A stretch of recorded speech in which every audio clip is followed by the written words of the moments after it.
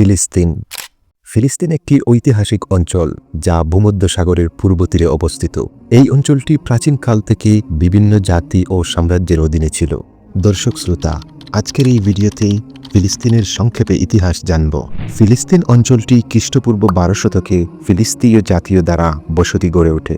এটি পরবর্তীতে ইহুদি, আশিরীয়, বেবিলনীয়, পারস্য, গ্রিক ও রোমান শাসনে আসে।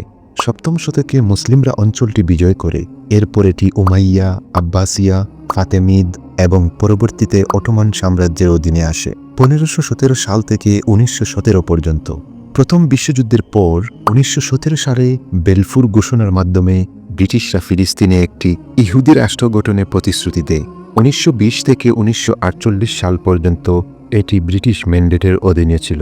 1948 সালে ইসরায়েল রাষ্ট্র গঠিত হলে ফিলিস্তিনিরা তাদের ভূমি হারায়।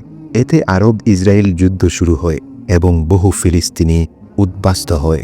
বর্তমানে ফিলিস্তিন দুটি ভাগে বিভক্ত: পশ্চিম তীর ও গাজা উপত্যকা। পশ্চিম তীর মূলত ফাত্তাহ পার্টির আওতায়, আর গাজা হামাসের নিয়ন্ত্রণে। ফিলিস্তিনি জনগণ এখনও স্বাধীন রাষ্ট্রের স্বীকৃতির জন্য সংগ্রাম করছে। ফিলিস্তিনের ইতিহাস বহু সংঘর্ষ, দখল এবং স্বাধীনতা আন্দোলনের সাক্ষী। আজও এটি বিশ্বের অন্যতম রাজনৈতিক ও মানবিক সংকটের কেন্দ্রবিন্দু। আমরা আশা করি খুব শীঘ্রই গাজাবাসী স্বাধীনতা ভোগ করবে ইনশাআল্লাহ।